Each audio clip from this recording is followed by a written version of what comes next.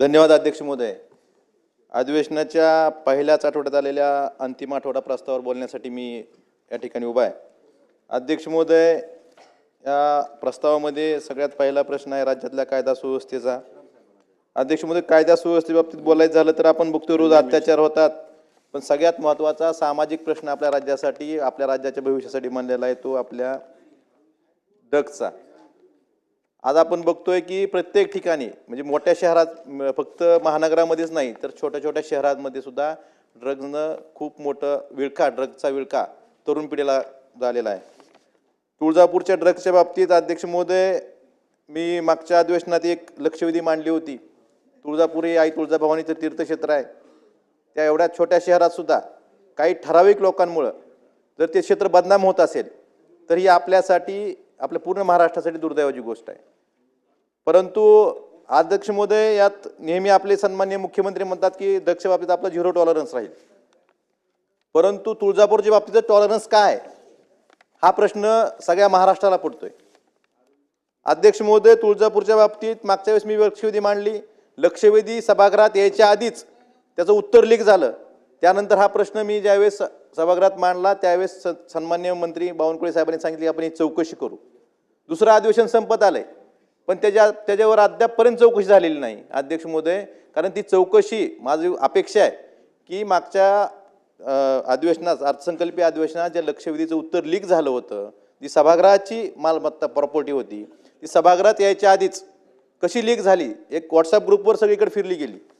आणि अशा वेळेस म्हणजे किती सिरियसनेस आहे ह्याचं उत्तर उद्या उत्तराच्या सन्माननीय मुख्यमंत्र्यांनी सांगावं की ह्याबाबत काय कारवाई केली.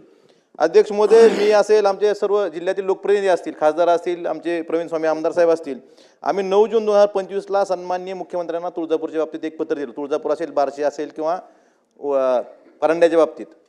त्यात आम्ही काही प्रश्न उपस्थित केले होते की ज्या ठिकाणी आरोपीच्या जबाबातून सांगितलं की आम्ही अतुल अग्रवाल नावाच्या एका पेडलरकडनं हे ड्रग्ज विकत घेतलंय.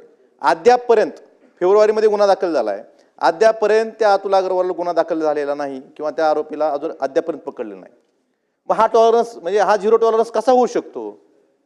आणि दुसऱ्या बाजूला त्या बाबतीत ज्या चार्जशीटमध्ये गोष्टी आहेत त्या गोष्टी किंवा बाकीच्या ज्या गुन्ह्याच्या तपासात ज्या गोष्टी पुढे आल्यात, जी प्रसारमाध्यमं ज्या बातम्या दाखवतात किंवा ज्या काय पत्रकार लिहितात त्यांच्यावरच राजकीय दबाव टाकायचा, त्यांच्यावरच पोलिसांमार्फत दबाव टाकायचा आणि एक तुळजापूरची कोणतरी बदनामी करतंय असं सांगून तुळजापूरची बदनामी त्या काही चुकीच्या लोकांच्या वागण्यामुळे होते, ह्यांना बाजूला केलं पाहिजे, त्यांच्यावर कारवाई केली पाहिजे. आणि मग यातून खरंच तुमचं जे 0 टॉलरन्स सन्माननीय मुख्यमंत्र्यांचं म्हणणं आहे, कारण हा सामाजिक प्रश्न आहे, राजकीय प्रश्न नाही. हा सामाजिक प्रश्न आहे आणि ह्याला सामाजिक दृष्ट्याच बघितलं पाहिजे, आपल्या पुढच्या पिढीचं भवितव्य म्हणून बघितलं पाहिजे. या सकाळी कुणी जवळचा लांबचा हे न बघता या ठिकाणी कठोर अशी कारवाई, जसे सन्माननीय मुख्यमंत्री 0 टॉलरन्स म्हणतात त्या पद्धतीनं कारवाई तुळजापूरच्या बाबतीत झाली पाहिजे, परांड्याच्या बाबतीत झाली पाहिजे.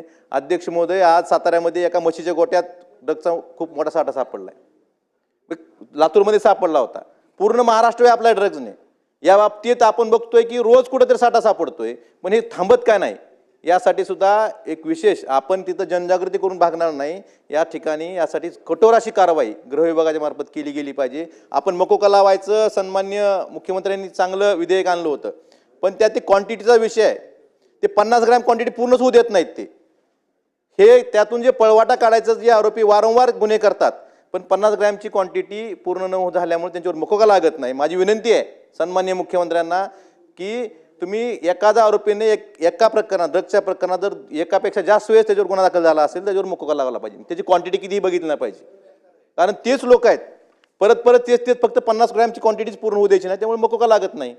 त्यामुळे ह्या गोष्टीकडे सुद्धा विचार केला पाहिजे. अध्यक्ष महोदय, आपण या ठिकाणी शेतकऱ्यांच्या बाबतीत नेहमी शेतकरी सुखी, कृषी समृद्ध या वेगवेगळ्या घोषणा करतो, परंतु सगळ्यात जर आता सध्या अडचणीत कुठला घटक असेल तर शेतकरी घटक आहे. मागच्या 9 महिन्यात महाराष्ट्रातल्या 781 शेतकऱ्यांनी आत्महत्या केल्या. हा सरकारी आकडा आहे, मी सांगत नाही, मी सांगतो म्हणून नाही.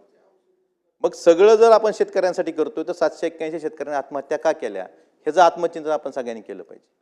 अध्यक्ष महोदय, पीक विमा योजना बंद केली त्यावेळेस काय सांगितलं सरकारनं की दरवर्षी 1 रुपयात पीक विमा योजना बंद केल्यामुळं दरवर्षी आपल्या राज्य सरकारची 5,000 कोटी रुपये बचत होणार आहे आणि ती बचत आपण शेतकऱ्यांसाठी कृषी समृद्धी योजना राबवू आणि 5 वर्षात 25,000 कोटी रुपये शेतकऱ्यांच्या योजनेसाठी खर्च करू. अध्यक्ष महोदय, आपण ह्या पुरवणी मागण्या 75,000 कोटीच्या पेक्षा जास्त किमतीच्या मांडल्या. मला विचारायचं आहे, तुम्ही शेतकऱ्यांचं सरकार म्हणता, स्वतःला सगळे शेतकरी पुत्र म्हणून घेता, मग ह्या कृषी समृद्धी योजनेसाठी 1 रुपया तरतूद या सरकारमधल्या लोकांना का करावं वाटली नाही? फक्त शेतकऱ्यांच्या नावावर मतं मागायची, शेतकऱ्यांना पुतना मावशीचं प्रेम दाखवायचं, पण ज्यावेळेस शेतकऱ्यांसाठी तरतूद करण्याची वेळ येते तेव्हा तुमचे हात का थरथर कापतात?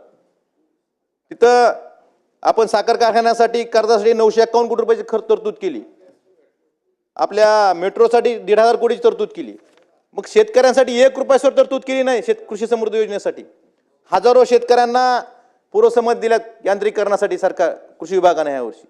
आता ते शेतकरी पूर्वसंमत घेतलं ते साहित्य खरेदी करतील, यंत्र खरेदी करतील आणि ज्यावेळेस सरकारकडे त्या अनुदान मागणी करतील त्यावेळेस सरकारकडे द्यायला 1 रुपया नाही. माझी विनंती आहे अध्यक्ष महोदय सरकारला, उत्तरात सुद्धा सन्माननीय मुख्यमंत्र्यांनी याबाबतचा उल्लेख करावा. ह्या अधिवेशनात जरी नसली केली तर फेब्रुवारी-मार्चमध्ये आपल्या होणाऱ्या अर्थसंकल्पीय अधिवेशनात चालू वर्षाच्या ज्या पुरवण्या मागण्या, शेवटच्या ज्या पुरवणी मागण्या आहेत, ह्यात सगळ्यात जास्त तरतूद कृषी समृद्धी योजनेसाठी तुम्ही जी शब्द दिला होता, जे ठरलं होतं की 5,000 कोटी दरवर्षी करू, ह्या वर्षीचे 5,000 कोटी रुपये तरतूद ह्या फेब्रुवारीमध्ये होणाऱ्या पुरवणी मागण्यात करावी, ही विनंती मला आपल्या माध्यमातून सरकारला करायची. अध्यक्ष महोदय, भ्रष्टाचाराच्या बाबतीत बोलायचं झालं, आपण बघतोय आपल्या श्री संजय अध्यक्ष महोदय थांबा ना, संपवतो कन्क्लूड करतो. भ्रष्टाचाराच्या बाबतीत भ्रष्टाचारात किती अखंड बुडालेले सरकारमधले लोक आहेत त्याचं एक उदाहरण देतो मी. अध्यक्ष महोदय, आपल्या जवळपास 1,03,00,000 विद्यार्थी जे अनुदानित आणि जिल्हा परिषद शाळेत शिक्षण घेतात, त्यातल्या जवळपास 86,000 शाळा आहेत. त्याचं शालेय पोषण आहार म्हणजे प्रधानमंत्री पोषण शक्ती योजना, जी केंद्र सरकारची योजना आहे, त्यामार्फत त्यांना पोषण आहार दिला जातो. आपण याआधी लाडकी बहीण म्हणतो, नेहमी मतासाठी लाडकी बहीण म्हणतो, परंतु लाडक्या बहिणीच्या बचत गटाला हे शालेय पोषण आहाराचं शिजवायचं काम दिलं जायचं. ते शालेय पोषण आहाराचं काम हे बचत गट लाडक्या बहिणीचे 86,000 शाळांमध्ये करत होते. आपण त्या लाडक्या बहिणीचा घास हिरावून घेतला आणि राज्यातल्या 2-3 लाडक्या भावाला काम दिलं.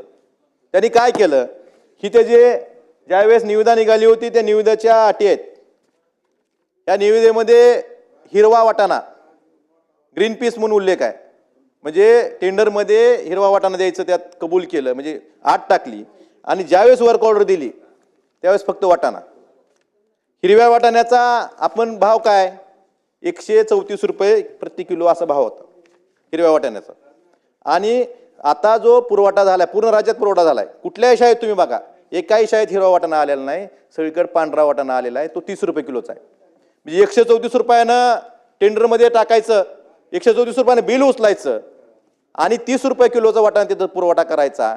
म्हणजे लेकराच्या त्या दुपारच्या मध्यान्ह भोजन मध्ये तर खाऊ नका ना तुम्हाला, म्हणजे कुठलं तरी सोडा, ह्यातून पैसा कमवायचा, तोच पैसा परत निवडणुकीत खर्चायचा आणि परत निवडून यायचं. त्यामुळं माझी विनंती आहे मुख्यमंत्री महोदयांनी हा जो घोटाळा शालेय पोषण आहाराचा जवळपास 1,800 कोटी रुपयाचा घोटाळा आहे, त्या ठिकाणी हिरवा वाटाणा टेंडरमध्ये असताना साधा वाटाणा म्हणजे पांढरा वाटाणा तिथं सप्लाय केला गेलेला आहे आणि ह्याची चौकशी झाली पाहिजे आणि ह्या जे दोषी आहेत हे दोषीवर कारवाई करा. आणि परवा आम्ही एक सन्माननीय मुख्यमंत्र्यांचं संविधानावर पुस्तक होतं राज्यपालांच्या आपल्या लोकभवनला, त्या ठिकाणी एक क्लिप बघितली, सुशासन 2.0. सुशासन 2.0 क्लिपमध्ये दाखवणं प्रत्यक्षात दाखवावं आणि ह्याच्यावर कारवाई करावी, तरच सर्व महाराष्ट्रातल्या सर्वसामान्य जनतेला वाटेल की हे सुशासन आहे. सुशासन फक्त सांगण्यापुरतं नसावं, ते आपल्या कृतीतून दाखवून द्यावं, हीच विनंती आणि हीच आशा माझ्यासहित सर्व महाराष्ट्रातील सर्वसामान्य जी लेकरं आहेत, जवळपास 1 कोटी लेकराच्या तोंडातला घास तुम्ही त्या ठिकाणी भ्रष्टाचार करताय आणि ह्याला पाठीशी घालणार नाहीत मुख्यमंत्री, त्यावर कडक कारवाई करतील हीच अपेक्षा करतो. अध्यक्ष महोदय, 2 मिनिटं संपवतो झालं. अध्यक्ष महोदय, हे सरकार निवडणुकीच्या आधी लवकर 1 मिनिट कन्क्लूड करतो. अध्यक्ष महोदय, निवडणुकीच्या आधी काय बोलतं आणि निवडणुकीनंतर काय होतं. निवडणुकीच्या आधी 3 ऑक्टोबर 2024ला ग्राम पातळीवर जे ग्रामरोजगार सेवक काम करतात त्यांना 8,000 रुपये मानधन द्यायचा निर्णय झाला, शासन निर्णय निघाला. अद्यापपर्यंत 1 रुपया दिला नाही. ते लोक आंदोलन करतात. मुख्यमंत्री युवा प्रशिक्षणार्थीला त्या तत्कालीन मुख्यमंत्र्यांनी सांगितलं की आम्ही तुम्हाला कायमचं सेवेत घेऊ. आज त्यांच्यावर काय केलं? आज त्यांच्यावर लाठीचार्ज केला. हेच तुमचं सुशासन का? आणि सगळ्यात महत्त्वाचं आनंदाचा शिदा. दरवर्षी कुठलाही महापुरुषाची जयंती आली, दिवाळी आली, आनंदाचा शिदा तिघांचे फोटो लावून असायचा. ह्या दिवाळीला काय दिलं गेलं? पूर्ण महाराष्ट्रात, एकच मिनिट संपवतो, पूर्ण महाराष्ट्रात शेतकरी पुरानं अतिवृष्टीनं त्रस्त असताना ह्यावेळेस खरी गरज होती, पण निवडणूक नव्हती. ह्यावेळेस हायब्रिड दिलं. हायब्रिड जे की जनावरसो खात नाहीत, हे हायब्रिड माणसाला खायला दिलं. ही त्यांची चेष्टा नाही का? हे त्यांच्या जखमीवर मीठ सोडायचं काम केलं नाही का? हे असं करणारं हे सरकार आहे. अध्यक्ष महोदय, मला एवढंच सांगायचं आहे की मातंग समाजाच्या बाबतीत, अबकडच्या बाबतीत जे आश्वासन सरकारनं दिलं होतं, कोळी समाजाच्या बाबतीत ज्यांचे जे जात प्रमाणपत्र मिळत नाहीत त्या बाबतीत जे आश्वासन सरकारनं दिलं होतं ही पूर्ण केली पाहिजेत. लिपिक वर्गीय कर्मचाऱ्यांच्या बाबतीत त्यांची वेतन तुटीचा जी त्यांच्यावर अन्याय झालेला आहे हाही दूर केला पाहिजे. अध्यक्ष महोदय, बरेच विषय आहेत, परंतु आपण वेळेची मर्यादा दिलेली आहे.